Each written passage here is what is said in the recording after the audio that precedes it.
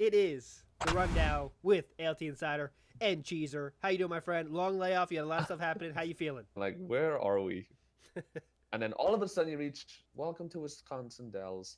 And it's like this beautiful, awesome, it looks like a theme park. It's like this small town of just cool stuff everywhere.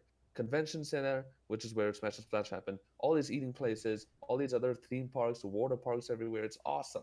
And Mm-hmm. this huge convention center called Kalahari Resort, and that's where Smash and Splash was. And in the resort, of course, they have an indoor and outdoor water park, and that's where the Splash comes in. So it's a huge Smash event, and you can go to the water park as well. It's really cool theme. And of course, GSA just had the top four finals of the 16 Star League and the Mario Kart Double Dash League done there live at Smash and Splash 5. First time ever that speedrunning has been part of a Smash event live. Mm-hmm. This is big. Great heights for speedrunning, yes, and it was amazing. First of all, great experience. It's pretty crazy because you go to a GDQ or any speedrunning event, and the ambiance in speedrunning events are quite casual. It's a very laid back, very casual feel to the event. Everyone is chilling out, playing their favorite games and doing races or whatever. The stream room is always very chill. People like that a lot. You go to a Smash event, or I'm guessing other fighting game events or esports events, and there's a constant ambiance and how I guess I should say this constant feeling of energy, hype and energy is like 24/7. Everyone is just like crazy, going crazy about waiting for their next hype match to watch. Everything is about waiting for the next awesome match to happen, and you always hearing people shouting in the main room in the back because some favorite player of theirs won a match or something. It's just constant energy, so it's like a lot different to a speedrunning event. Mm-hmm. So it was a different experience for me, but really cool. Of course, a way bigger event that I'm used to as well. A lot more people were there, and having speedrunning there was just it was a very different feel, and the spectators loved it too. And a lot of them who didn't even know that we were there were ecstatic. They were like, "This is so cool! I had no idea you guys were coming. I think it's such a good idea to have speedrunning part of Smash event." And for me, I would say 10 out of 10. It went great. Of course, there were a few technical difficulties, and that happens. Yeah, yeah. But it was awesome. I want Yeah, I want to know, like, how was it set up different? Because on the stream you could see like it was it looked like a marathon for the stream speedrunning aspect of things. But was it like a yeah, separate room, or was he in the back of the room, or how was it set up, like layout wise? yeah. So the convention center had two huge main ballrooms. The first ballroom, of course, was where all the Smash was going on. That's where all the grand finals were done, Melee, Ultimate, everything there. The second huge ballroom was our place. We were at the center stage of the second ballroom, right? And that ballroom also was home for all of the side stuff that was going on, like the Mortal Kombat tourney, Smash 64. They had like Dance Dance Revolution stuff going on overnight. They had stuff like Super Mario Strikers tourney. That's where like the fun room was, and that's where they also were selling food. So that room was also constantly busy, right? So we had like the center stage of that room. So that's basically where our setup was. And yeah, so of course we had the pretty much the same format as Pace, except for it wasn't a 24-hour stream, Mm-hmm. which makes things a lot easier Yeah, yeah. too. Yeah, so we had our league matches during the day, and we had a few showcases in the evening and early night time. Mm-hmm. Cool, cool. So I guess the next question is two questions left. Is this gonna happen Mm-hmm. again? You think in your guessing?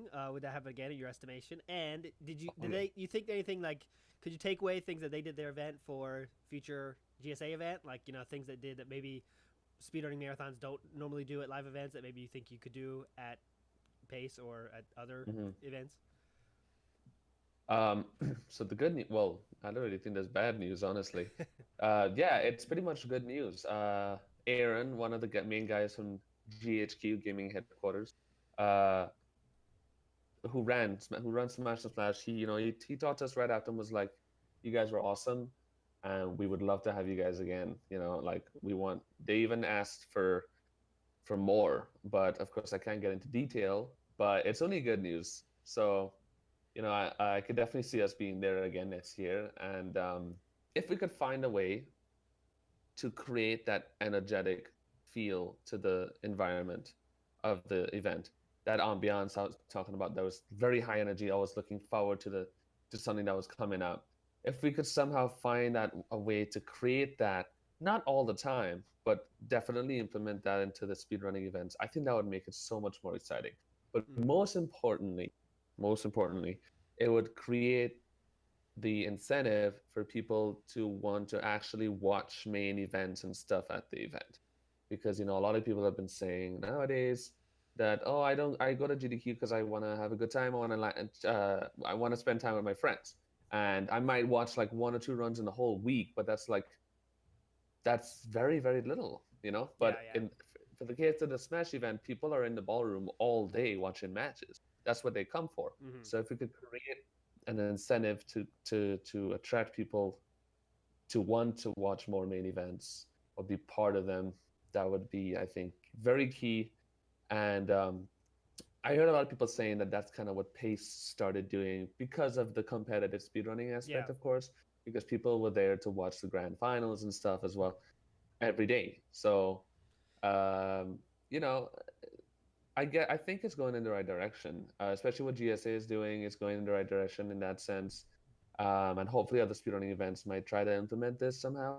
But yeah, that's a big difference, But right? that's Because what I yeah, because think. Smash is just a short burst of action, right? It's like this and this, two people going against each other, boom.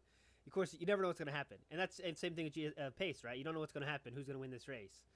But in normal marathons, And it's I think, you do know what's going to happen, right? It's like here's the next yeah, yeah. 4 hour run of Super Mario Sunshine or whatever, and that's cool. But you know what's going to happen, so hey, I'm not really interested in that, so go do something else. You know what I mean?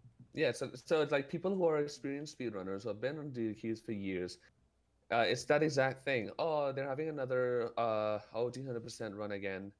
Um, I'm gonna step in to just see ZFG or say hi to ZFG for like 2 minutes, but I'm not gonna watch the run because I watched it last year. Yeah, I know exactly what's gonna happen. So it's of course trying to find that something to make those people be like, oh damn, I have to stay and see what happens. yeah, Of course, it's very challenging for a marathon event in speedrunning. How are you gonna do that? But these are the questions that need answering, of course, yeah, and it takes a lot of time and work. yeah. Um, That's what the competitive, hopefully competitive side yeah, adds, right? Yeah. and in saying that, of course, GDQ, for example, uh, you know, the event is centralized around the stream. It's all about the online experience. More, okay, it's unfair to say that more than the event experience because I don't know. But definitely the online experience is very, very concentrated. A lot of energy is placed on the online experience for Mm. this for the viewers of the stream. So it's like, well, we need to find a way to implement uh, things for the event experience to be also enhanced. Hmm. And yeah, Yeah, yeah. That's what I guess it's unique to Splash. I always want to say Splash and Splash. Smash and Splash is that they have that.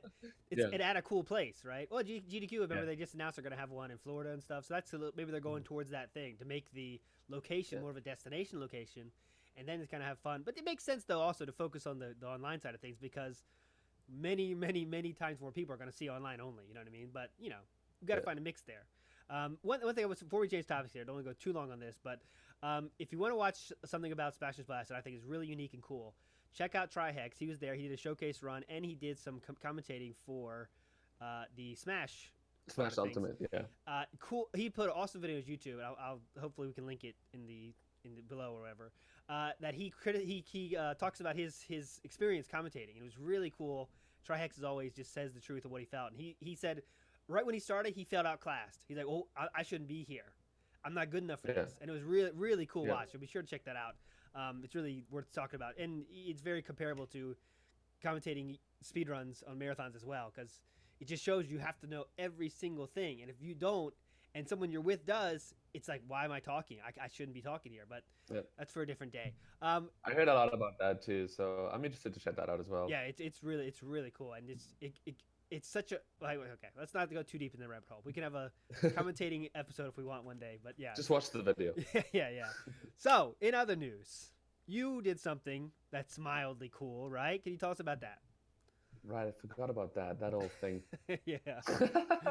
um, well, I would say first of all, Mario 64 particularly has been popping off. Hmm. Not to be biased on my own game, Yeah. but yeah, it is pretty crazy. Uh, well, first of all, for the fact that it has been more than a year since a 120 star world record has been broken. More than a year and a half, about a year and a half since either me or Punkay has even PB'd in 120 star, Yep. um, and in 70 star as well. And of course, Punkay, basically the start of this year is just that's when the fire started, with Tago first breaking the world record, and then Punkay now finally gets the 70 star world record back after years, and of course, yeah, a few days ago I get the 120 star world record randomly the day after coming back from Smash and Splash. Funny enough, um, I didn't even know what I wanted to do. It was funny because I came home, I'd slept like 10 hours, woke up at nighttime, and I was like, all right, I'm gonna stream then.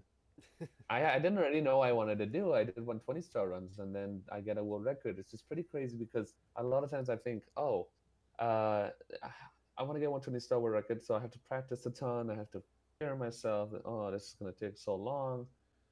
But then again, I just start a stream one day, do 120 star, and I get world record. So like maybe it makes me think twice. Oh, I guess it doesn't take so much preparation. Maybe I can just start doing runs in PB. Like you never know what's gonna happen, right? Yeah. Um, I was gonna ask that. So, do you think your world records have more of a result of like hardcore grinding? Like, all right, here's my goal. I'm gonna keep doing this for until as long as it takes, or is it just kind of let me play this and then it happens? What do you think happens more often for you? I think I've officially reached the point where because I have no idea how long something would take to achieve well, at least for Mario 64, um, because I've reached the point where I've made it in that sense where there's no build up anymore. I've reached there, and now I don't have no idea how long it's going to take for me to break another PB. Yeah, yeah, So let's just, if we feel like doing this today, let's do it. If I get a world record, I can. If I don't, then I don't. yeah, yeah. I got you. I think it might be better that way because otherwise I stress myself out a lot more thinking all the time about, oh, it's gonna take like 2 months or something. Shall I practice now? Should I do this? Should I, you know? Hmm. So Yeah, what you're I'm at that gonna try level. this approach and see how it goes. You're at that level now, like you said. It's not like you are like every day you get incremental increases in your skill level or anything. It's like Yeah, you're yeah, at this level that's like it's tough to make a PB for sure. So I guess, but the last yeah. to put a bow on this topic, I want to know when you lose your 70-star world record, which happened since our last show, I think around there maybe.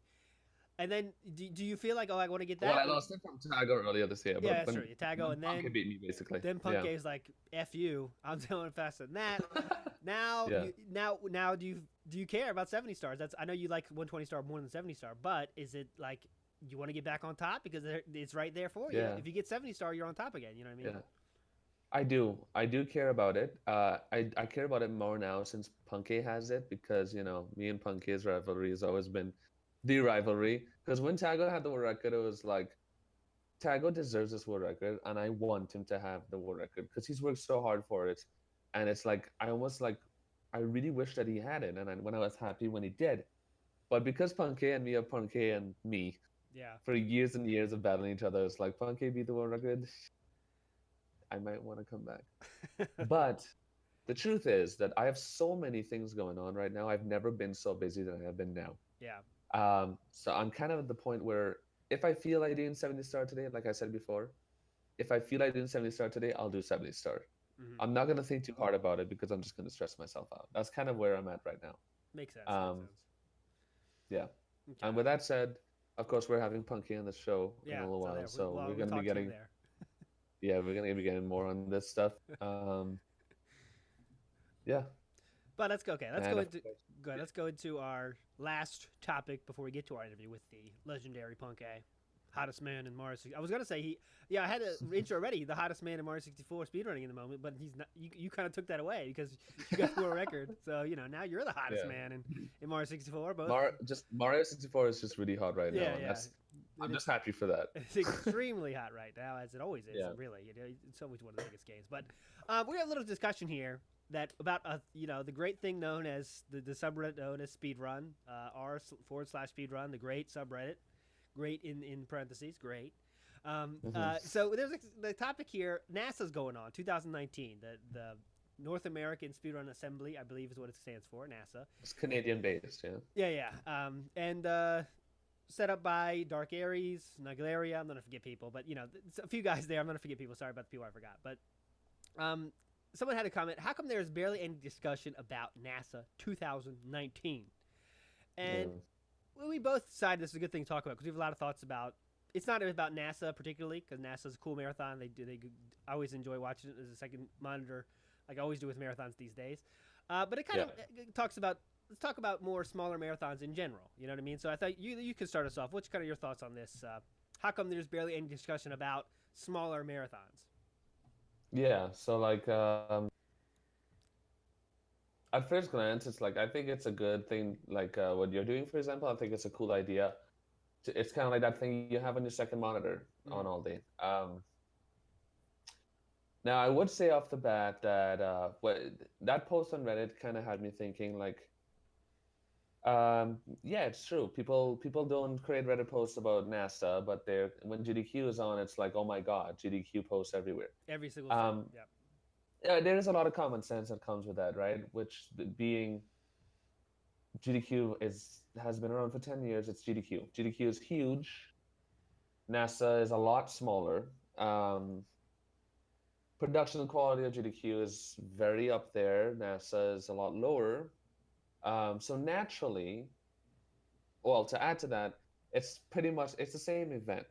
Sorry, it's the same idea of event. It's a marathon event, which is what most speedrunning events are. So it's like, with that said, it's natural that people would just gravitate towards concentrating on GDQ when it starts.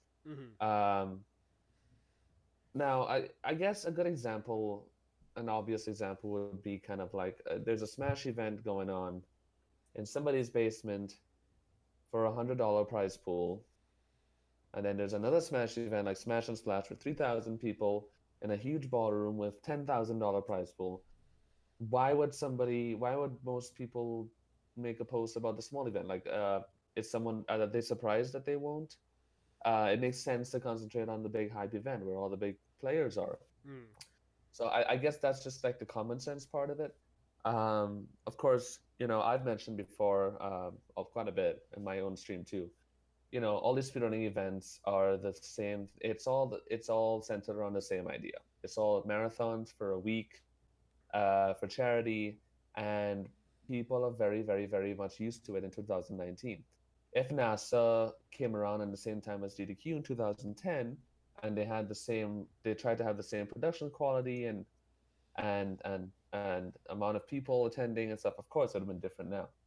But a smaller marathon style event in 2019 for speedrunning, it's just going to get overshadowed. But in saying that, this doesn't mean that the people at NASA or running NASA care about being a big marathon event. Yeah. It could be that they're just focusing on running the event for the people in Canada to have an event to go to and showcase their runs. And I'm guessing that's the whole point of why they did it in the first place. They're not looking to get thousands and thousands of views. They're not looking for the spotlight. Yeah. So at the end of the day, they don't mind if they don't get talks about on posts and stuff like that. Yeah. So you don't know the goals, right? Yeah. You don't know the goals. Yeah. And it's one thing to say is I was kind of like the group of anything that's not GDQ is extremely smaller than GDQ. That's just how it is. I mean, that's just the way of the world, right? The ESA is definitely. I mean, apart from ESA GDQ, because ESA really controls the European side of things too. But so that said, if we're saying ESA is not a smaller marathon, it still gets a fourth. It's still a fourth. It still really is a lot smaller than GDQ, and that's fun. That's funny, right? So like, the thing that controls all of Europe in speedrunning events, it's still significant, about a quarter the size or so of GDQ, and that's crazy. So yeah, so even more so. We have to put this in a picture of like in terms of how big GDQ is in the whole scheme of things. Like GDQ is just trumps everything, and there's a lot of reasons we can get into that. It was the first. Mm. A lot of people, it has now it has grown, and the production values have grown and grown. It is kind of the Yeah. most visually appealing one. ESA is right there too, though. I think ESA is on par in terms now. But it's just Yeah. people, what, how can I say this? When you find Edits. something, I'm trying to think here deeply. It's hurting. Yeah. Things, the first thing that you hear or see to get you into something new really stays with your heart. You know what I mean? So I think I said this before on the Yeah. show, but I think of it again. So whatever band you like, I don't know what it is, the first song that got you into them is always special to you, no matter what. Yeah. Like usually you think that's your favorite song. For me, it's definitely true. So for many, many people, thousands of people, I've interviewed 60 people on my podcast, and more than half, how I got into speedrunning was GDQ. That's always the link, right? So that's always going to be something special in their heart, right? That's like, okay, when this comes around, man, there's good feelings of when you got into speedrunning, when you first discovered this awesome thing. It's always going to be there, and right, and so it's and it's always on the same time of the year and stuff, and that kind of matters too in terms of holidays, right? Whenever something happens, Christmas, right? Christmas is like not just fun because it's Christmas. It makes you think about those times 10 Christmases ago, and it's that nostalgic feeling, right? And that's exactly it. That's such a good way to put it. A really good comparison, I guess, is Christmas, because that is exactly what I feel personally too. When I think about Christmas, I think about 4 Christmases ago, when I was with my family in my pajamas, waking up, opening presents with my family, and like, oh my God, I got a GameCube or something. I was like 10 years ago, 12 years ago, but you know what I mean. I would never forget that. My favorite day of all time is still that day that I opened my first ever GameCube and CRT that I got 14 years ago. I was so ecstatic, and I would always think of Christmas 14 years later, of that moment, and immediately feel connected. And it's the connection that really stands out. Mm-hmm. So that's what GDQ has over all these other things, right? And yeah, and all those other ones. NASA's is a great marathon, has good stuff, good production values and everything, but just doesn't have that link. So of course it's going to be smaller, and I don't think NASA cares about that. and yeah, exactly. And to add to that, of course, being the exact same idea of event is going to be even more in that area of being compared to GDQ always. Because if it was a completely different style event, then it won't be compared to GDQ as much. It'll be like, oh, this is a whole new thing. Yeah. And then maybe it might have a lot more chance to grow. Yeah, like but, just think about what's the fucking sorry, whatever.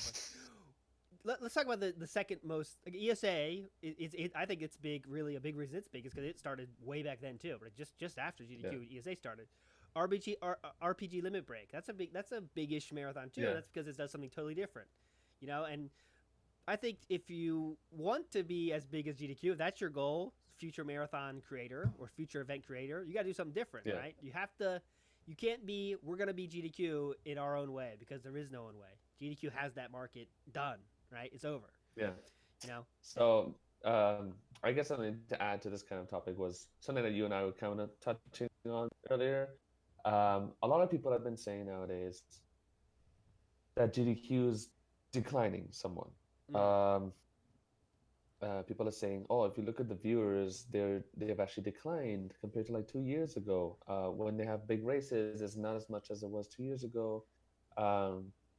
People are saying the GDQ is on the decline in viewership and stuff. What is your opinion on that? Well, in terms of, okay, threw me a hot one here. This wasn't on the script. No, so I think in terms of, here's one thing to think about, and Twitch itself, right, in terms of total viewership of all games. I'm saying not all games. It has been growing, right? It is growing, so it's like hyperinflation. However, at the very least, you could say GDQ has its viewership, and that is not growing in terms of the whole market of viewers watching Twitch, right? So if I was a GDQ organizer, which I'm definitely not, that would have me thinking a little bit, right? Like, why aren't we growing in terms of on the same scale as the Twitch growth, right? Well, I guess how about just to cut in, because what do you think about this then? Would you say that this might be plausible, that the ratio of GDQ viewers are getting bored of GDQ and that's where they're leaving, that ratio is declining faster than uh, Ooh. the ratio of newer people finding out about GDQ Okay, two things. Okay, real quick answer rising. here. Okay, I got your point. I didn't say that correctly, but you know what I'm I got your point. Two things here. saying. GDQ also is extremely saturated, right? So everyone that kind of could find GDQ is like predisposed to enjoy GDQ has probably already heard about it, right? And it just that's the fact. Yeah. So there's not as many new people out there to say there's not new people you can just find and say, hey, what do you think about this? Because they probably already heard about it. So yeah, as the years go on, there's going to be some people that, well, I'm not into it anymore, and they're going to drop off, but there's no new people to pick up the slack, right? So that's kind of expected almost. Right? What can you do? That it's such a big thing that so many people have heard about it now. You know what I mean? So what do you think about that? Can you repeat everything you said? What do you think? What do you think about your own question? Right? Do you think is GDQ declining in your eyes in terms of that? In terms of purely viewers watching. Let's not talk about what you think about. Yeah, so like, I think what might be happening is that people who already know about GDQ, they might be getting bored. They might be saying, okay, I'm either getting bored or maybe they just move on to other things on Twitch, and because of the rise of Twitch and other games, people are gravitating towards that and then kind of not watching GDQ anymore. Those people are leaving. A lot more of those people are leaving than people who are finding about a GDQ are coming in. Yeah. So like, there's a faster decline than incline rise in viewership. Yeah. So increase. So it's the amount of new people coming in are just not as much. And it could be that. I think that might be a very plausible thing. Because I can't really think of anything otherwise, because it's hard to say. Like, why else would GDQ be losing viewers? It's kind of hard to really think of another reason. I'm sure somebody else could come up with something else, but to me that seems like the most plausible reason. But yeah, and just to be clear, I don't think I've seen any numbers that say they're declining in viewers. Right? I think it's been this. I think it's been the same for the last. I think it's pretty much been like on a straight line, pretty much more or less. But okay, good talk. Good impromptu talk there with Cheeser there. And so we will stay tuned for our interview with Cheese's hottest competitor in both skill and looks, puncayshun. Skill and looks, baby. Okay. All right, guys. Very special guest here. This is the first time we are doing this. This is Punkay. Before Cheeser stole his thunder and got the 120-star record, he was the hottest man at speedrunning in all ways. How you feeling tonight, Punkay? I'm feeling pretty good. Just practicing SL Red's hardest star out there. Do you agree with that statement, Cheese? Yes or no? It definitely is the hardest star. I would say because it has, it's been changed so much. There you go. Probably makes SSL. That's why SL is known as like the hardest stage too. But yeah, I guess Punkay just got the world record in 70 star. Less than a month ago. Was it it's not even a month now. Almost a month. Yeah. And I guess we want to know, first of all, how does it feel, and what are you looking forward to do? What are you looking forward to do from now on? Well, I've been practicing 120 star. Like some of the offline, decent amount of it has been streamed. I'm just like updating a few things. And of course, I eventually plan to do 120 star runs again, especially since I feel like I'm a lot better than my current PB. My PB is like a year and a half old or something at this point. I have no idea. It's so old. There's all this stuff to update, and I know I'm going to be doing that one thing that Sig did in JRB, where you switch the controller, because it's it's allowed to do it in runs, and Sig told me it saves 5 seconds, and it's pretty easy. Yeah, it's very similar to the JRB calendar strat that I do. Possibly easier too. So, okay. Was there any talk about that, making that, because you guys are the heads of the community, really? Is there any talk about not allowing that? Because it does seem kind of weird to the viewer that, hey, he switches to an arcade cabinet and can do this crazy thing. It was cool, a moment at pace for sure, but Is that something you want to allow everyone to do? That's kind of it's adding another hurdle to get into that game, right? If you want to be top level. Yes. So pretty much like right after the race that happened at Pace, the whole Mario Discord was just going crazy on that, on the whole box moment in Yeah, GRB. And a lot of people, of course, were for, and a lot of people were against, but nothing actually came out of it. No solution actually, like no yes or no came out of it. It's more of like still a discussion, and it since has faded away. No one has really decided yeah or no on it, I don't think. But I don't think people are gearing towards saying that it should be banned. I think people are I kind of saying that it's fine.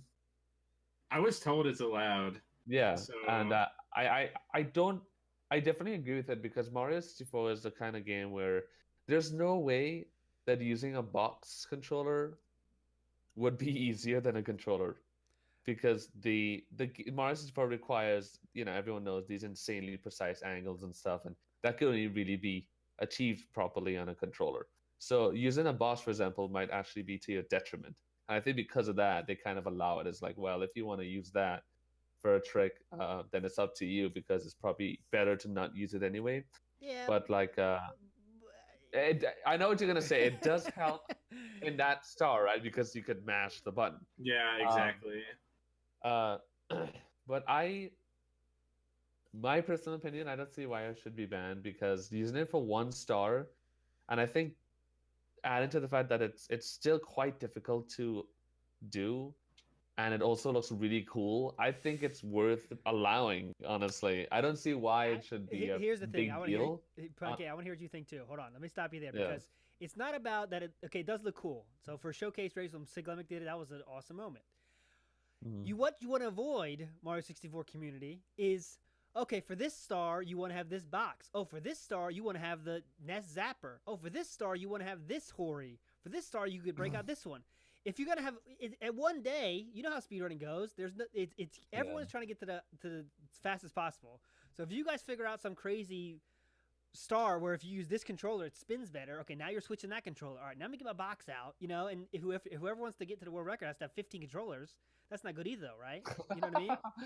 Well, so I would say off the bat that I guess switching to Hori, for example, for Bowser throws makes a lot of sense. And Hori is an N64 controller. Yeah. It's a brand. It's an N64 made controller that you're playing with, right?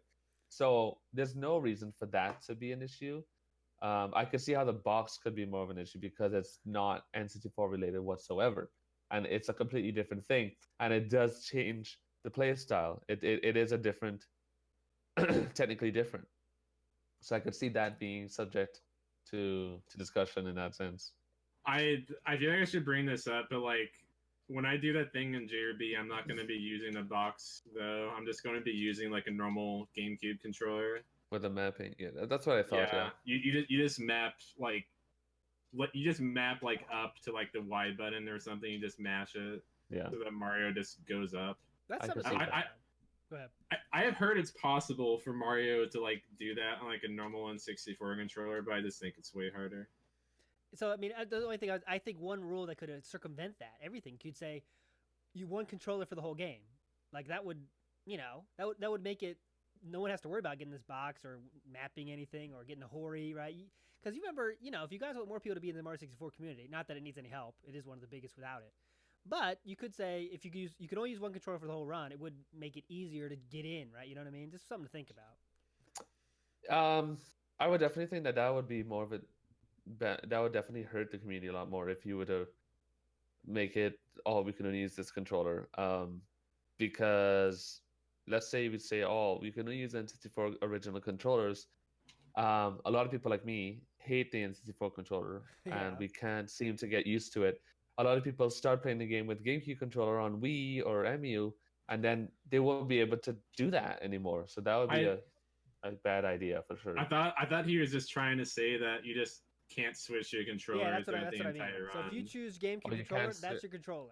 You know what I mean? So it would stop that problem. But we're getting too deep in the Mario 64 community talk here. Interesting. It's interesting. Yeah, it's cool though. It's something to think about. You don't want to make the hurdle too high because then everyone's like, I can't ever get close to that world record because I don't have the box, the Hori, the thing, the Nest Zapper, the Rob, all the stuff you need. It's like, definitely.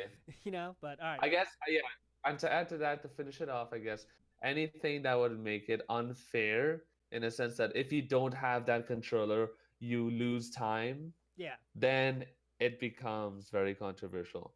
And in this Hori doesn't case, even really save time though. no, no, we're You can talking about the spin that box. fast. We're not talking about Oh, Hori. We're talking about the box. okay.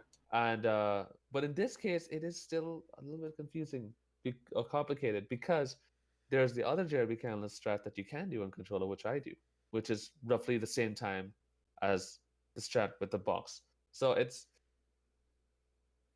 this will be this is complicated. It's complicated. It's a very specific situation. Yeah.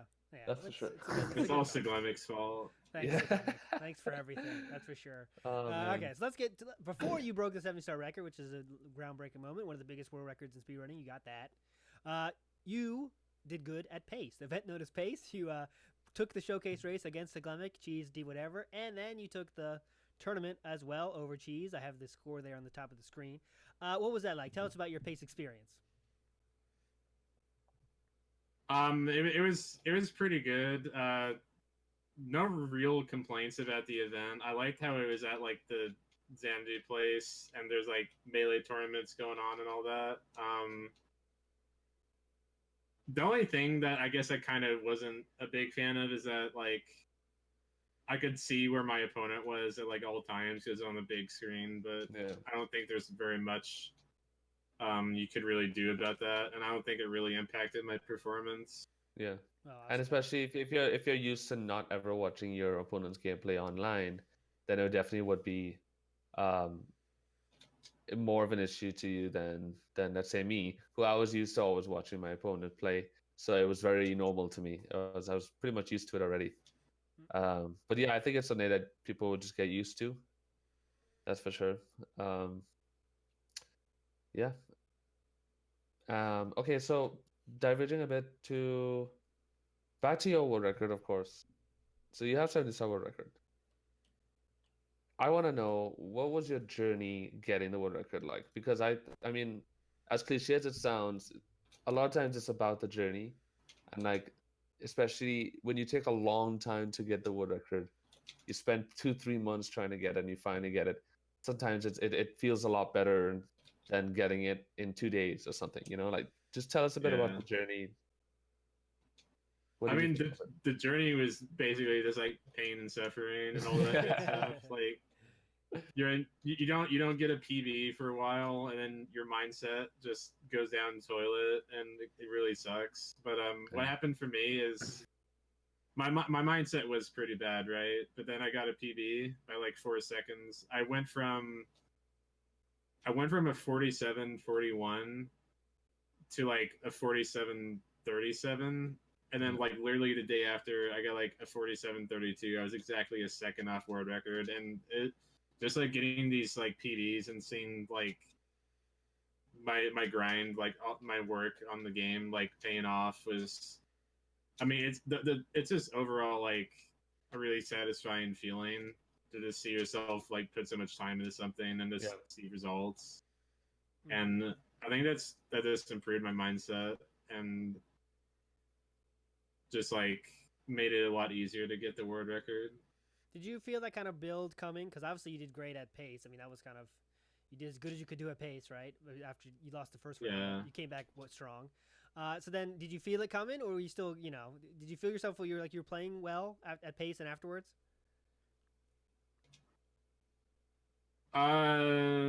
During pace, I thought I played well, especially since I got like a 47. It's a little hard to remember like how exactly my gameplay was after I returned. I actually just remembered this. During pace, I had like an issue with front sub. Yeah. It was kind of weird, and I just like wasn't going for it in my races. And I remember having like a big issue with that after I got back home. Like I think pace, like I don't regret attending pace at all, but like I think it definitely set me back a little bit for like actually getting the world record. Okay. Yeah. Okay, makes sense. I could see that, yeah. It definitely like pushed me back, but not like a crazy amount. And like I knew if I just kept on grinding, I could have gotten the world record, and that's what I did. So I just try to keep my mindset up there, I guess. Okay. I guess continuing a little bit on this like more personal note, do you have any sort of like set goal system for like the next year or so? Do you kind of like have an idea what you want to do for the next year? Is it kind of just like whatever happens, happens? What's going on in the Punkay mind? Well, I definitely want to. I definitely want a 138, and that could take a really long Yeah, time. long You never time. know. Like Yeah, yeah. I could. Who knows what will happen? Like speedrunning is like fairly random. I believe I was talking about that in like an interview during Yeah. case. But like you never know what could happen. Like I could practice all this stuff, and then in like my first month of runs, I just start getting like a bunch of PBs and like bust out a 138 quickly or something like that. Or it could take several months. You just never know. But I want to like. I think right now a 138 is like number one on my priority list. Yeah. And after that, I don't really know what I would do after that. Maybe I would go back to 70 because like I did get the 70 world record, but it's still very beatable. Mm-hmm. I guess I want to know, since I have both you guys here, 120-star record holder and 70-star record holder, which is pretty unprecedented in the Mario 64 community. You know, you talk about 148s and stuff, and it's just like you guys have set the bar so high, right? So let's imagine I'm in my bedroom and I say, oh, "Wow, Mario 64 is an awesome game. I just saw Punkay win pace, and it was awesome. He got a world record. I want to do that too."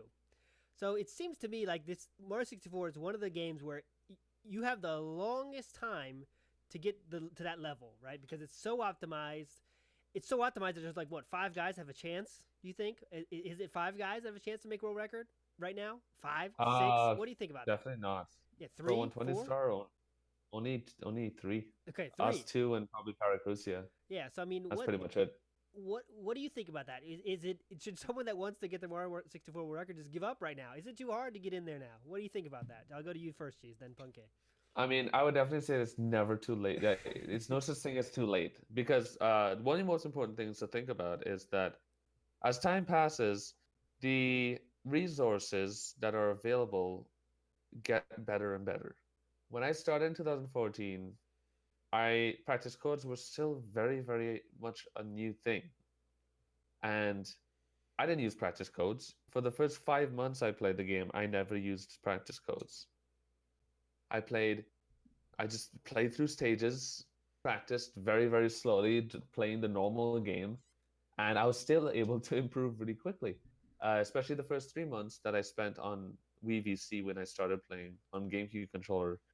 I got all the way down to a 51 and 70 star on VC and a 148 and 120 star within 3 months, right, of hard work without any practice codes. Um, in 2019, somebody starts playing if they have an EverDrive or even emulator, and the codes that are available, save states and reset codes, and the Usumoon ROM and crazy stuff you have available, multiple save states, you can practice so much more readily now. So you can potentially get a lot better a lot quicker.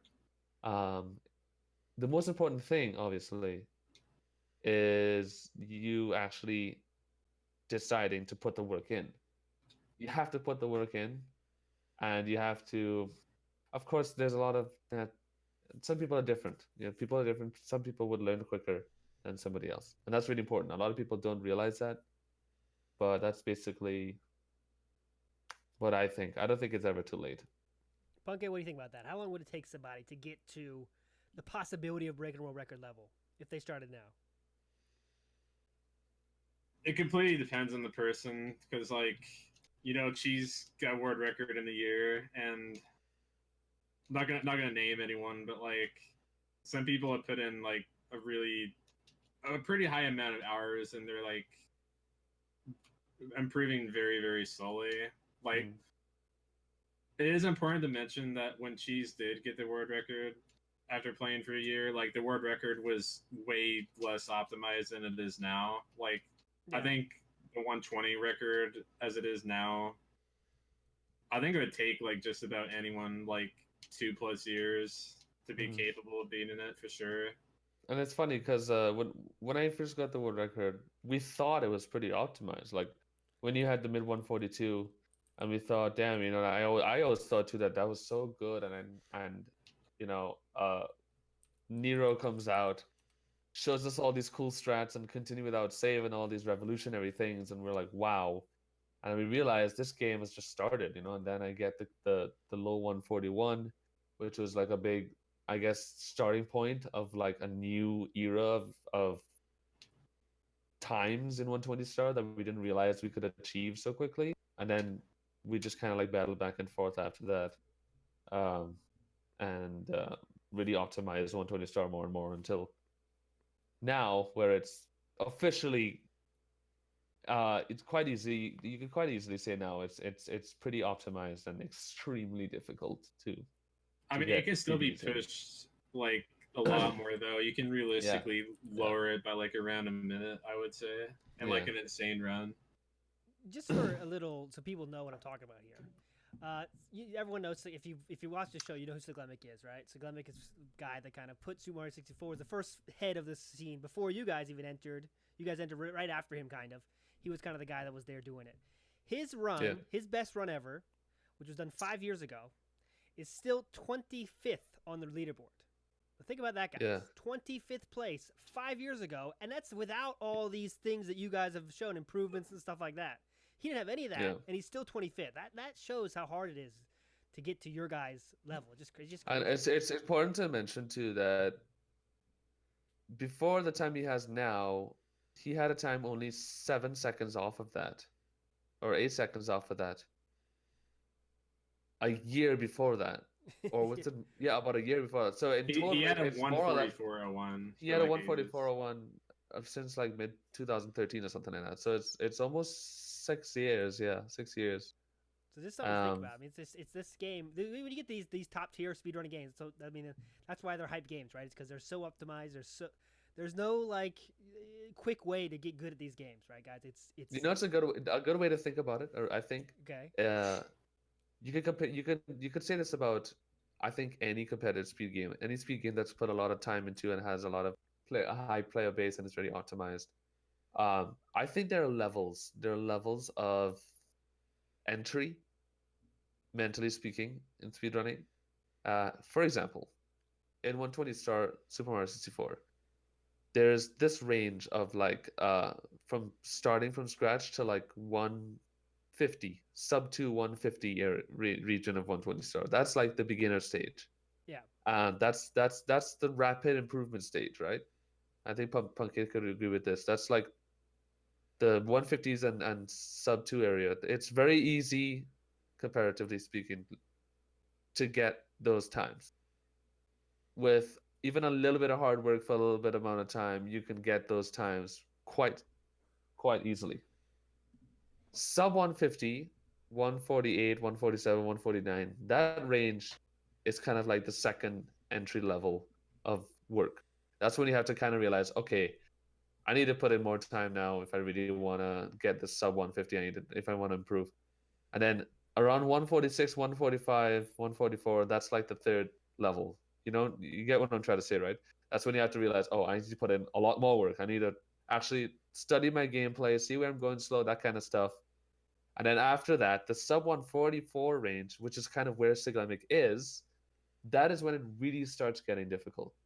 That is when it really becomes like you have to kind of make this almost like a full-time thing.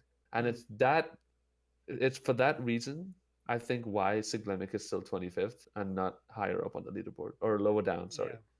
Because even though a lot of people that don't have that time in 120 star that have been playing this game for so long, they just don't want to, or maybe can't, put that third or fourth level of work ethic. And I think that's why Siglemic is still pretty high up on the leaderboard, because there are lots of players that are better than Siglemic, that if they put in the work, they could definitely beat him. But it's just because of how much work it takes consistently. That's why I think we don't see as much times up in that range in the leaderboards. Anything to add to that, Punkay? You think? Yeah, I just think that there's like a lot of people like just prioritize different things in life. Like Yeah. it could be just because they genuinely just don't enjoy the game enough to put that much time, or they just like, I gotta focus on school or whatever, and that's obviously more important, so they just do that instead. A fact of the matter too is a lot of people like doing like single star stuff.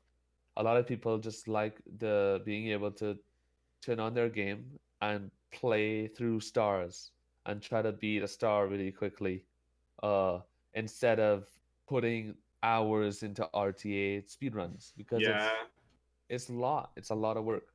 Mm. RTA is a dedication, especially like 120 star, whereas like Yeah. you can focus on like a section of the run, like basement, put so much practice into it, and then you're doing runs. You finally get out of basement, and you're like upstairs, and you haven't practiced upstairs because there's like too much stuff to practice. And you just have a Mario meltdown in upstairs, Yeah. and you just get wrecked. There's so much stuff to those like practice and like keep up to date on. Like you have to devote a lot of time, especially to 120. 70, not so much.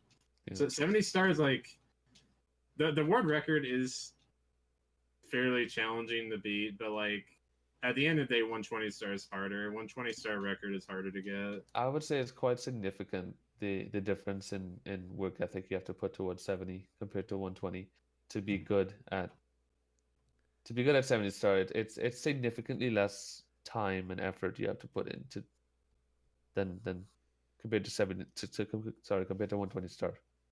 Yeah, when I was grinding 70 for so long, I updated some things, not like a crazy amount, and like before my runs, I would warm up on a few things, and like I don't know, I feel like that's about all I really did for my practice. Yeah. And if I was doing 120 star, like there's no way I'm getting the PB if I just do something like that.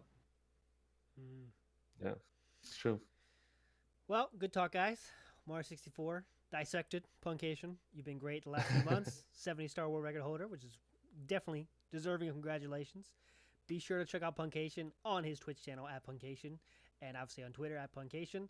Cheese, any last words for our boy Puncayshun? Thank you, Pan and Coke, for being part of the interview, and I'll be seeing you soon at SGDQ. Yeah, Don't I'll break my see word you record, there. please. Thanks for having me. I'm not really close to being it. I have a lot of work to do. Yeah. All right, guys. All right. Thanks, Also, go ahead. Last words. Last words are yours. I was just gonna say, like, don't sleep on Para though. He's on the rise. Right Yeah, now. that's a good point. Yeah, gotta be wary of that. Shout outs to Para. All right, guys. I hope you guys enjoyed that interview with puncayshun. It was nice, and I'm always glad to hear from him. And congrats to him again for the 70-star world record. Mightn't last for long, but we'll see. All right, so we're gonna move on to the next segment, this or that. I love this segment because this is when me and ALT ask me and ALT each other questions on anything in speedrunning, and we don't know what we're going to be asked. So I'm excited to get into it. And yeah, I think I'm going to start first. So my question for you, ALT, you know about Smash Summit, right? Yeah. Smash Summit is an awesome event, very unique. All of these, pretty much an invitational. All these top smashers come into this under one roof in this one big place, and they play tournaments. They do all these cool things, all sorts of awesome content. Imagine there's a speedrun summit. Ooh. For a second. Ooh. Speedrun summit. I know. Okay, so we have a speedrun summit. My question to you is, what would you prefer to see in a speedrun summit? Would you prefer to see all of the top popular speedruns just doing showcase runs at the summit on stream, or would you prefer to see top of the line competitive speedrun tournaments done at summit? Okay. What do you think would work better for a speedrun summit environment? Okay, real quick sub question. You asked a question, Yes. sub question. What is my goal here? Am I in charge of the stream, trying to get as much viewership as I want, or am I just You me are just a for viewer. entertainment? What do you prefer to watch as a viewer? If it was just What do me, you think would be more entertaining? Yeah. we're talking just about me. I would want competitive action. I think that's the only way to do that, right? That's the way to keep the same vibe, because that's the summit is all about going at each other competitively. And yeah, showcases are cool, but how many showcases we need anymore? We've seen a lot of Maybe a mixture showcases. of both. Like kind of like pace. We could do both, of course. There's always both. That's why I think both works in terms of overall, Yeah. not just for me, because then you get the showcase for people that don't know. You Yeah. get to see Big John do a cool showcase. And then they get I to guess see to add the to race. that, do you think Speedrun Summit can be successful with just tournaments? Yeah, I think if you get the right people, I think Yeah. that's the key point, right? You have to get the right Of people, course. and it has to be invitational. And I want to hear this crap about being fair, because I'm not being fair. I want to be hype, and hype is not fair. That's what Yeah, makes because people good. that's the point of Summit. Summit is that invitational event where it's like we're getting all the popular people, we're getting all the best players, and that's kind of like what Summit is about. So like I think saying, oh, Summit is unfair because you only got the popular people and it's invitational, kind of doesn't make sense because that's the whole point of it. Yeah. And Yeah, so I don't care if you don't have to be a huge streamer, right? I'm not saying that. You have to be a big name. Yeah. But you You gotta better be be good at the high game. high on that leaderboard or a big Yeah. name. One of those two, because you can't be neither of those, right? So that'd be pretty hype actually if you got that. And people would bitch about it though. I'm sure of that. You'd have the Reddit post. This is unfair. This is so. What's it called? What's the word I'm looking for? The kind of not open. unexclusive. Yeah, it's so not, it's so it's so not- exclusive. it's exclusive. Yeah, it's not inclusive to everyone, I guess. I want to know why speedrunning's the only thing that can't have these kind of things that are exclusive. I to the mean, best I'm people. sure stuff like Smash or other communities have talked about it in the past, but because those communities started so much earlier, they've kind of passed that probably. But speedrunning is still very new to this, and I think that's why a lot of speedrunning communities still talk about this kind of stuff. Oh, it's unfair and whatever. That is like so. I don't understand that at all. That thinking of like everyone has to do everything. That's not how it goes. Speedrunning in itself is competitive, guys. I know. I mean, it is how it goes for all the other events that already are a thing, like GDQs, ESAs, and NASA, whatever. You can get lots of people that people don't know about, and they do runs at the event, which is so they get the opportunity. And then Summit, of course, that's the invitational. That's what it's known for. So Speedrun Summit, that would be sick. I would love to see that happen. I think I've heard many people talk about it in the past too. But I mean, what cool. is Pooh Bear speedrun sessions are kind of like that, except they only do showcase. So like we're already kind of there. What Pooh Bear is doing is invitation only thing. You know what I mean, guys? That's what it is. Yeah. So it's kind of on the way to having something like that, And then don't think we're very far away from Pooh Bear having Pooh Bear's marathon extravaganza. You know what I mean? Yeah, Pooh Bear Summit, guys. I mean, he's showing it works. So I still think that Pooh Bear sessions is such a cool idea. I really hope he keeps doing them. I don't see why. But yeah, I don't see why he wouldn't either. That was my question to you. So now, what do you have for me? I guess. Well, you didn't say your answer please. too, bro. You didn't say your answer, but I'm guessing you want competitive, right? What's your answer? Oh, my answer. I mean, yeah, I would agree with that. I mean, I'm all about the competition. I love because we're so used to showcases, right? So of course I want to see competition rise, and again, just see it be done. And if it doesn't work, it doesn't work. But I would just love to see it be done and tried. And yeah, that Summit would be a perfect situation for that. So that would be my answer.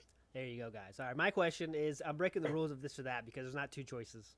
There's infinite choices, but I don't care because we haven't. Okay. This question is too good not to say. So it's called this or that or the other. Yeah, this question is too good not to go with. So, what 3 world records do you think you that if you had, you would be the most legendary speedrunner there is? What 3 world records do you think are the hypest to have in speedrunning right now in 2019 as we speak? What are the 3 most desirable world records to have in speedrunning? Yes. That in terms of everything, right? In terms of viewership, in terms of hypeness, everything. Can I include the Mario 64 world records or not including whatever. Mario 64? The ones you already have are fine. Whatever. I'm just asking. All right. Okay. I mean, yeah, I mean, Mario 64 has to be part of it because I just happen to play Mario 64, and it is like up there with the most popular speed game. Yes. So No one can question that. That's not a question. having that is great. If I were to choose two others, I think one that's right off the bat has to be Ocarina of Time 100%. Because for me personally, Ocarina of Time is my favorite game of all time. I did Ocarina of Time for about 10 months. I was third place at once, almost second place. I was battling for the ZFG Bob, and then VC became a thing, whatever. I took a break. But OT 100% definitely would be one of them Hmm. because it's one of the most renowned categories of all speedrunning. Agree. And a third one, wow, there's so many choices. Um, a part of me wants to say Super Mario Odyssey, but Super Mario Odyssey is a much newer game, Yeah. and I think another game that has been around a lot longer, has been known in speedrunning for a lot longer, might be a better choice. But because of me and what I'm into and my style of speedrunning, I might have to probably choose. I think I might choose Super Mario Odyssey any percent. That this is for me, my personal choices. Hmm. Um, because I could that's what I could see myself speedrunning. Makes And I sense. think Super Mario Odyssey, Super Mario 64, and Ocarina of Time in those respective categories, those imagine having those three world records. That is insane. Yeah, it's So impossible to I think think about. those are my three choices. Um, I think for me, which I'll never do any, I'll never have any of these. But if I could set up the trifecta here, I I, I I would think I have. know what you're gonna choose, I think but what go ahead. Mario 64. You gotta have. I would have 120 star. I Okay. think that's the premier record in that game is the 120 star. 70 stars. Can I just Equally guess hype. one? Go ahead. Go ahead. Go ahead. Go ahead. Super Metroid. Okay. Oh, I'm not done yet. I'll work our way there. I think yeah, for sure. 120 star Mario 64. Hypest game in Yeah, speedrunning. I mean, let's yeah, be honest. I mean, you are as big as you are because you have that record. You know, that's just how it goes. Like yeah, it can yeah. support Well, a speedrunning career. mostly yes. I mean, you also have a great personality, great looks, everything. You Yeah. have the whole package. Okay, next number two.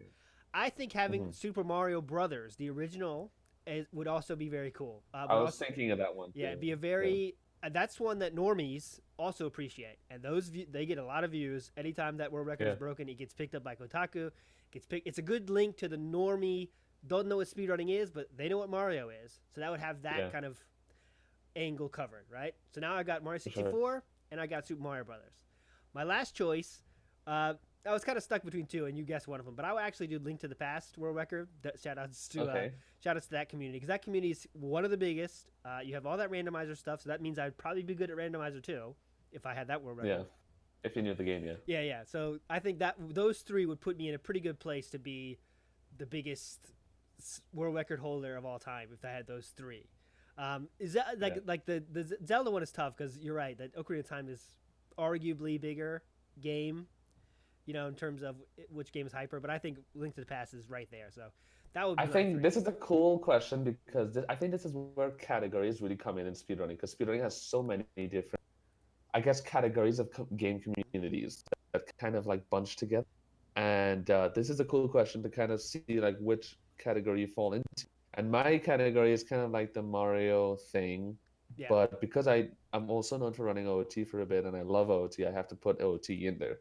Hmm. And like I love the 3D Marios, so like I think that's why Super Mario 64, Super Mario Odyssey, because I love Odyssey, and Ocarina of Time are my three.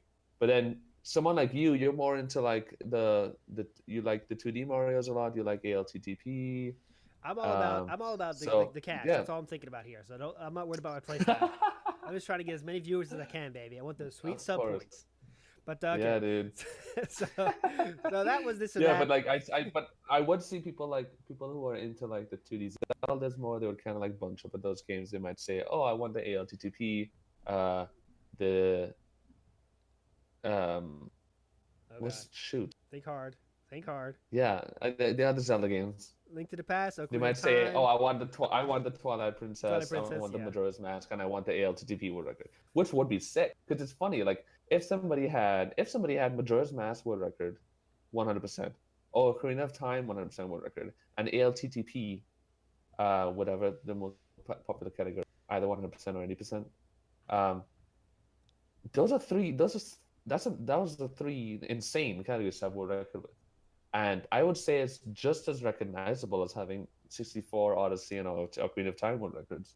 But that's the thing about speedrunning. There's so many communities, so it's like, which one would be the best? There's no answer. It's just like whatever you would think is best for you.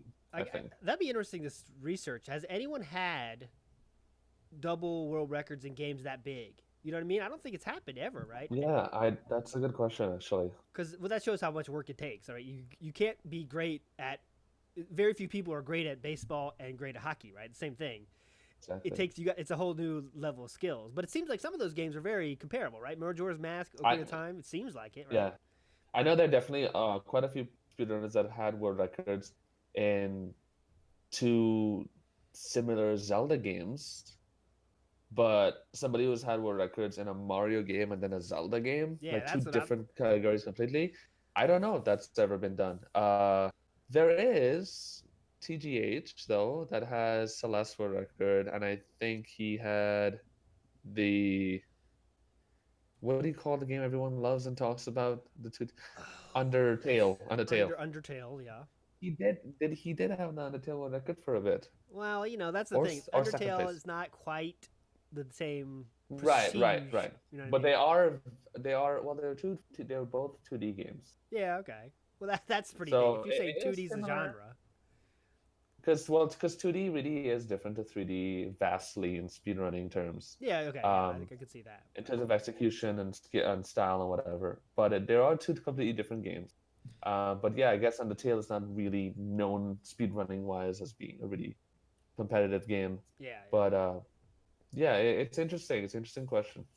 Well, there you go, guys. That was this or that. Maybe it would happen one day. If that happens, I mean, not to go too long on this or that, but there's like I think if like let's say I wanted to start being a speedrunner right now, and I want to be as big as Cheese one day.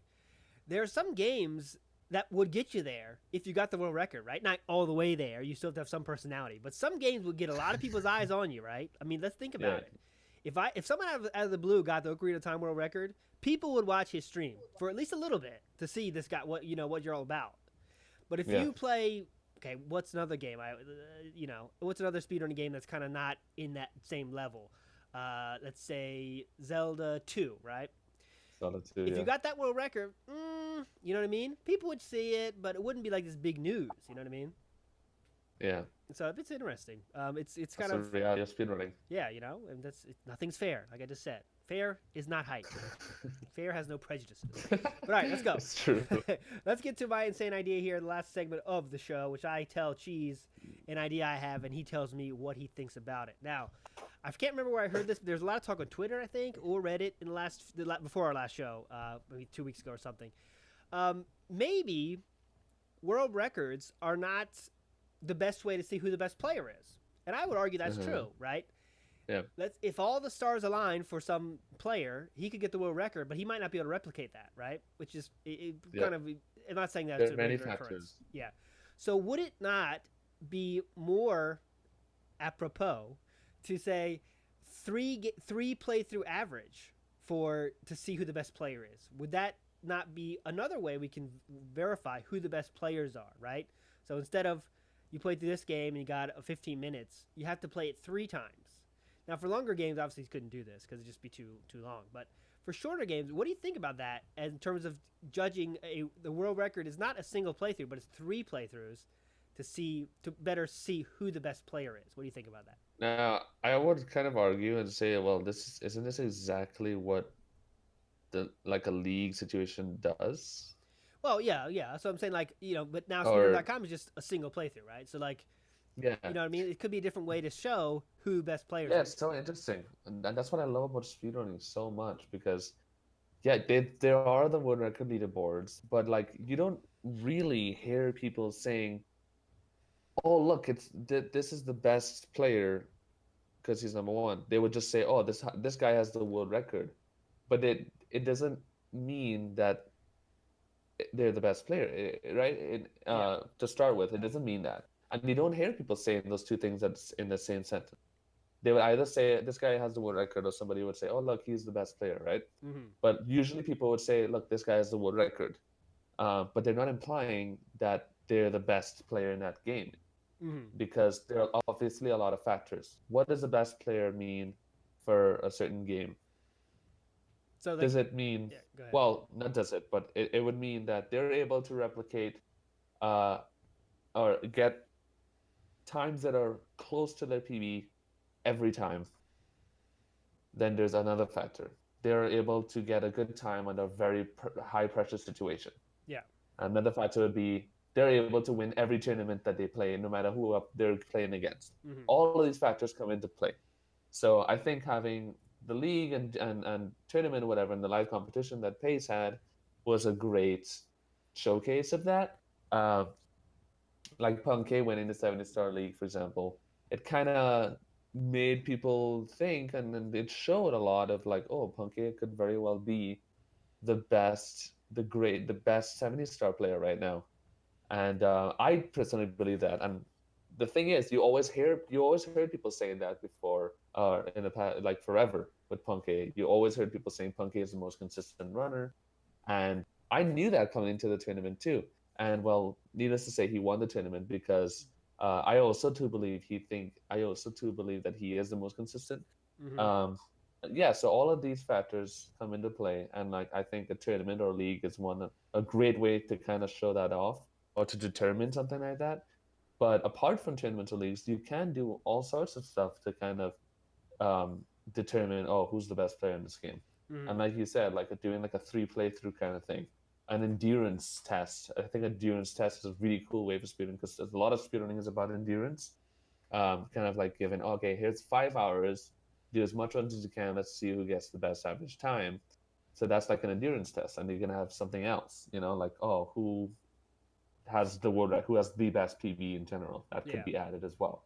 I All these factors. So when I interviewed OmniGamer, this is a long time ago, last year, he said that that's one of the downfalls of speedrunning is the only metric we use to say who the best player is their best time they've ever done ever, and that Yeah. is not how other some sports are run that way, but not most other sports are not. There's a long process to get to the championship, but speedrunning is you could turn like you did.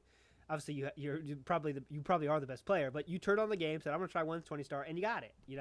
But what if you played the next one and your time was horrible? That doesn't show consistency. It's but you did have that one awesome time. So it's just interesting to think about. because I would say that because a lot of people refer to me as the best Mario player has ever played the game, and it's like I personally do not believe that at all. I believe that I'm the best 120-star runner that's ever been. I believe that I am the best 120-star player, but I definitely do not believe that I'm the best 70-star player. I do believe that Punkay is by far the best. Um, and I would say Tago and Punkay are like very, very, very close. But Punkay, and he won the league, and it kind of like added to my belief. Um, Punkay has always been the one that always produced the most insane 70-star times consistently, even in past tournaments throughout the years. Um, so another factor that comes into play. There are different categories in speedrunning, Mm-hmm. and somebody would be the best in one category, somebody could be the best in a different category. So there's so much to it. It's crazy. Who's the 16-star guy? What's his name? Yeah, it's Aki. So yeah, like He's a Aki, master, right? Aki is insane, and of course I won the 16-star league, which blew my mind. No one thought I was going to win the 16-star league. So in this case, it was very kind of like a fluke. Aki just happened to play really under par, and I happened to play really well in the grand finals of 16-star. Now there could be other factors that came into play, like I was used to live settings, and he isn't. Obviously, he's a lot younger too. He could have probably been feeling a lot more stress. He was having some control issues as well. But everyone still truly believes that Aki is the best 16-star player, and I do as well. Real quick, we should say shout out to Aki because he's 16 years old. He went to a new country. He can't speak English that great. Yeah. You know what I mean? He's a real brave kid, and that's really cool. Trooper. He did that. That's really cool, Aki. So you are awesome, man. I mean, when I was 16, I wasn't flying to Japan to do something crazy, speed run against people that are 10 years older than me. I wouldn't do that. You're awesome, man. That was awesome. crazy. Real quick, I thought of it. I can't let it go because I'll forget it before next show. What if we had a category that was like okay, so here's the category. The test category. No. The category of like you choose. Okay, whatever speedrunning decides are the 3 hypest games. You take your combined time of those 3 and make a new category, right? So Mario 64 120 star, Okay. Link to the Past, and Super Metroid, whatever it is, and that could be a new category combined to test who is the best at the 3 hypest games of speedrunning. That'd be pretty cool, right? Are you talking about like speedrunning all the games? Yeah. So you run them back to back, whatever order you want, and then you have one time, right? That is a new category of. We could think of a cool name for it, but it's like the best player of the biggest games. Considering that those players speedrun all 3 games. No, you don't. I mean, you have to if you want to do this category. I'm sure there wouldn't be that many people that do it. Yeah, I guess. That'd be pretty. I think another good test would be to if you're trying to find the best Super Mario 64 player speedrunner. Yeah. Then it'd be kind of like combining all the categories 16, 7 that the players know how to do 16, 70, 120, and then making that one big category as well, and kind of doing like some kind of format that tests endurance, it tests average time, and yeah, that could be another good idea. It's like the ultimate speedrunner test or best ultimate player test kind of thing. Speedrunner hype question test battle. I think another really cool idea would be to see who's the best or which speedrunner has the fastest learning. How do I say this? Which speedrunner learns the best and fastest? So basically, you give them a game. They don't choose a game. You give them a game. You tell them you have a month to learn this game, and you give, like, if it's 5 speedrunners, you give all of them the same game. All right, you guys have a month to learn this game. Let's see what time you can get in a month. Whoever gets the fastest time after that month, then they clearly have the advantage in in learning a speed game faster than the other player, and that could kind of be another factor in who's a better speedrunner, I guess. Yeah, that'd be kind of okay. Think about this. We're going way too long here. Think about this. I'm an independent game developer. Let's say I'm making Celeste 2 or something. I'm making Celeste 2. Yeah. That'd be cool if we'll give the game to 5 players that know Celeste 1, and whoever has the fastest time on release day, we'll do a long stream on release day of the game for 8 hours. Yeah. Whoever gets the fastest time on release day gets 10,000 or something. That'd be crazy. That'd be cool. You have to practice. Well, you don't even have to. New Twitch Rivals format. Yeah, that'd be awesome. I mean, the first time everyone's seeing the game is when the best players are running the game and they already practice it. That'd be really cool. Yeah. But anyways, okay. We have so many great ideas. We can't stop. We just don't stop. We can't stop because I had more, but I can't. All right. But okay. Let's get to our shout out segment. What shout outs do you want to say? I'll let you go first. Go ahead. Well, shout outs to Aki again, because like I said, and like you said, very young, coming to a new country, and he came with his mom that doesn't speak a word of English, and he was basically up and down by himself all day, and it was really, really, really cool of him to come out and partake in the grand finals of a live competitive speedrunning event. Shout outs to Punkay for the interview on the world record, and I hope he keeps grinding something and doesn't give up. Yeah, that's your shout outs. Great shout outs here. I gotta say shout outs to Splash and Splash, Splashy, Squishy, Splashy, for taking the chance, getting speedrunning in there. It's not like it's something, it's cool that they did that because, hey, they want to take a chance, and they took a chance, and it was really cool. So that'll keep it going. Shout outs to NASA marathons going on right now as we record this, and that was a really cool marathon. Shout outs to everybody. And one thing I want to say about that last thing here. Shout outs to whoever made that Reddit thread that we talked about in the beginning of the show about the smaller marathons. So if you care about that, the person that wrote that, I'm talking to you, the person that wrote that thread. If you care about NASA and you were watching NASA, are you doing everything you could do to spread that? I would add, if it's something that you care about that much, your actions show what's important to you in this life, right? So, and if you think that's really important, I hope you did everything you could do to share it with other people, share it with your friends, share it on Twitter, all that kind of stuff, because that's how stuff grows, right?